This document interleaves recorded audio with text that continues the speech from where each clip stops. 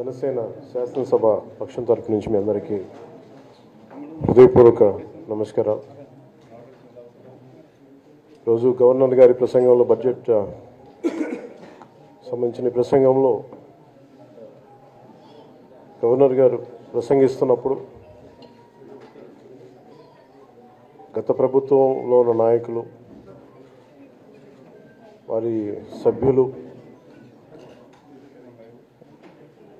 చాలా హుందాగా గవర్నర్ గారు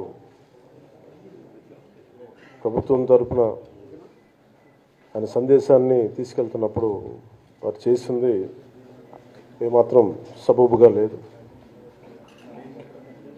గవర్నర్ గారు గత నెల రోజులుగా ఆయన ఆరోగ్య పరిస్థితి బాగా లేకపోయినా కానీ కంటిన్యూస్గా తీవ్ర జ్వరంతో బాధపడుతున్నప్పటికీ కూడా ఆయన ప్రత్యేకించి వచ్చి ఆయన ఈ రోజుని చాలా ఘనంగా చాలా బలంగా ఈ మెసేజ్ని ఇచ్చినందుకు ముందుగా గవర్నర్ గారికి మా ప్రత్యేక ధన్యవాదాలు. గవర్నర్ గారి ప్రసంగంలో వైసీపీ అగ్రనాయకత్వం కానీ సీనియర్ నాయకులు కానీ వారి ఎమ్మెల్సీ సభ్యులు కానీ గవర్నర్ గారి ప్రసంగం పత్రులు చించేయడం కానీ లేదంటే వారు ప్రత్యేకించి డిమాండ్ మాకు ప్రతిపక్ష హోదా ఇవ్వాలి అనేది చాలా బలంగా మాట్లాడుతూ వచ్చారు. ఇది అడిగితే వచ్చేది కాదు, అది ప్రజలు ఇస్తేనే వస్తుంది. బేసిక్గా ఒకటి హైయెస్ట్ మెజారిటీ ఎవరికి ఉంది వాళ్ళు ప్రభుత్వం ఫామ్ చేస్తారు, వాళ్ళకంటే నెక్స్ట్ స్టేజ్ ఎవరికి ఉంటే వాళ్ళకి ప్రతిపక్ష హోదా ఇస్తారు.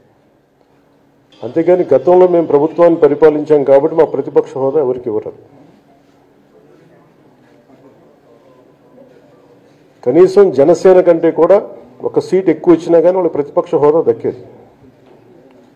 ఈ రోజున ప్రభుత్వంలో సెకండ్ లార్జెస్ట్ పార్టీ జనసేన. దాన్ని ప్రజల దృష్టికి తీసుకొద్దాం. వైసీపీ నాయకులు వాళ్ళు చేస్తుంది ఏంటంటే మాకు ప్రతిపక్ష హోదా ఇస్తే తప్ప మేము అసెంబ్లీలో అడుగు పెట్టాం లేదంటే ప్రసంగాలు అడ్డుకుంటాం అలా ఇది సరైన మెసేజ్ బయటికి వెళ్దాం. ఇది సరైన విధానం కూడా కాదు. ఇది ప్రజలందరికీ తెలియజేయాలనుకున్నాం. ఇది ప్రతిపక్ష హోదా ఏ పరిస్థితిలో వస్తుందంటే మీకు రూలింగ్ పార్టీ కంటే కూడా అత్యధికంగా ఇంకొక సీట్ వాళ్ళకంటే మీరు వస్తే దాని తర్వాత స్థానం మీకు వస్తే ఖచ్చితంగా ప్రతిపక్ష హోదా వాళ్ళకే ఉంటుంది. 21 సీట్లు ఉన్న జనసేన 11 సీట్లు ఉన్న వైసీపీకి ప్రతిపక్ష హోదా ఎలా వస్తుంది? మేము వస్తే తప్ప మేము అసెంబ్లీకి రాము, ఇలా గవర్నర్ ప్రసంగాలను అడ్డుకోవటం అనేది ఇది సరైనది కాదు. ఇది ప్రజలందరికీ కూడా తెలియచేస్తున్నాం ఈ సందర్భంలో. అందుకని ఇది భవిష్యత్తులో కూడా మేము కోరుకునేది వైసీపీ నాయకుల్ని మీకు ప్రతిపక్ష హోదా ఇవ్వకపోయినా ప్రజలు మీకు 11 సీట్లు ఇచ్చారు, దాన్ని గౌరవించి మీరు అసెంబ్లీకి రండి. మీ స్థాయికి తగ్గట్టుగా మీకు మీకు ఎన్ని ప్రశ్నలు అడగాలో దాన్ని తగ్గట్టుగా ఇస్తారు మీకు. ఇవన్నీ దాటి మన స్పీకర్ గారు కూడా చాలా గౌరవంగా వాళ్ళు 11 సీట్లు వచ్చినప్పటికీ కూడా చాలా గౌరవంతో ఇంతకాలం వాళ్ళకి ఇస్తూ వచ్చారు. ప్రశ్నోత్తరాల సమయంలో కూడా ఆయనకి ఇచ్చారు. గతంలో కూడా ఇవన్నీ ఆయన రావడానికి కూడా ఆయన ఎలా రావాలి ఏం చేయాలి దానికి కూడా చాలా ఏమాత్రం ఇబ్బంది పెట్టకుండా గతంలో కూడా చేశారు. ఫస్ట్ మీరు మనకి గవర్నమెంట్ ఫామ్ అయిన తర్వాత కూడా వీటిని దృష్టిలో పెట్టుకొని వైసీపీ కొంచెం హుందాగా వ్యవహరించాల్సిన అవసరం ఉంది. వైసీపీ నాయకులకు కూడా మీకు బాధ్యత ఉంది. గవర్నర్ గారి ప్రసంగాన్ని మీరు ఆ విధంగా మీరు ప్రశాంతంగా విని దాన్ని వచ్చే జరుగుతున్న సమావేశాల్లో మీరు దాని మీద లోటుపాట్లు మీరు చెప్తే బాగుంటుంది తప్ప ఇలా కూర్చోబెట్టి అరుపులు కేకలు ఇది సమంజసంగా లేదు. అంటే అర్ధాంతరంగా ప్రతిదానికి అసెంబ్లీలోకి రాగానే గొడవ పెట్టుకోవాలి, దేన్నైనా విభేదించాలనేది ఇది ఒక చాలా లో లెవెల్ ఆలోచన విధానం, లో లెవెల్ స్ట్రాటజీ. అది ప్లీజ్ మీరు అప్గ్రేడ్ అవ్వండి, మీరు అప్లిఫ్ట్ చేసుకొని మీరు కూర్చోబెట్టి డెమోక్రటిక్ ప్రాసెస్కి గౌరవం ఇవ్వండి. మనస్ఫూర్తిగా వైసీపీ నాయకులకి ఇది నా విన్నపం, నా విజ్ఞాపన. This what I would like to say. And నిజంగా కావాలి అంటే మీరు ఈ 5 సంవత్సరాల్లో మీరు ప్రతిపక్ష హోదా మీకు రాదు, అది మీరు మెంటల్గా ప్రిపేర్ అయిపోండి. 11 సీట్లతోటి మీకు ప్రతిపక్ష హోదా ఇవ్వబడదు, రాదు. ఎందుకంటే ఇది చంద్రబాబు గారు, గౌరవ ముఖ్యమంత్రి చంద్రబాబు గారు డిసైడ్ చేసేది కాదు, జనసేన డిసైడ్ చేసేది కాదు. దానికి రూల్స్ ఉన్నాయి, దానికి రెగ్యులేషన్స్ ఉన్నాయి, నామ్స్ ఉన్నాయి. ఉదాహరణకి నేనే ప్రభుత్వం, మన కేంద్ర ప్రభుత్వం ఫార్మేషన్కి మేము వెళ్ళినప్పుడు పార్లమెంటరీ లీడర్ని ఎన్నుకోవాలి మనం కూర్చున్నప్పుడు, ఎన్డీఏ పక్ష నాయకుడు ఎన్నుకోవాలనుకున్నప్పుడు నేను నాయకుల స్థాయిలో నేను కూర్చున్నాను.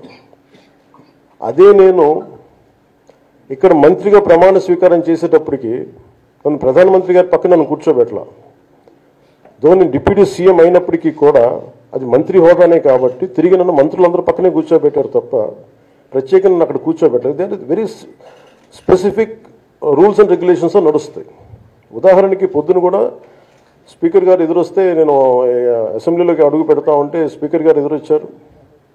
మనకి వచ్చి ఆయన కూడా ఆయనతో పాటు రండి వెళ్తుంటే ముందుకు తీసుకెళ్తుంటే నాకు అనిపించింది, సార్ ఇది డిప్యూటీ సీఎంకి ప్రోటోకాల్ ఉండదు, ఓన్లీ ముఖ్యమంత్రి గారు, స్పీకర్, మనకు కౌన్సిల్లో ఉండే చైర్మన్ ఆయనే మీరు చేయాల్సింది తప్ప ఇది మేము ఉండేది కాదని చెప్పి నేనే వెళ్ళిపోయాను. ఎందుకంటే మేమే ప్రోటోకాల్స్ బ్రేక్ ఎందుకు చేయమంటే మాకు లేని ప్రోటోకాల్ మేము అడగం.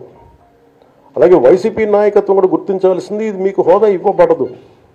ఇది చంద్రబాబు గారు ఆప్ చేస్తేనే కాదు, ఇది ఎవరు ఆప్ చేసింది కాదు, మీకు ప్రజలు మీకు ఇవ్వలేదు. మీకు అది మీరు దృష్టిలో పెట్టుకొని మీరు ప్రవర్తించాల్సింది మనస్ఫూర్తిగా నేను వారిని కోరుకున్నాను. అంతేగాని వారిని ఎక్కడ అవమానం పరచాలని కానీ వారిని తగ్గించాలని కానీ లేదు.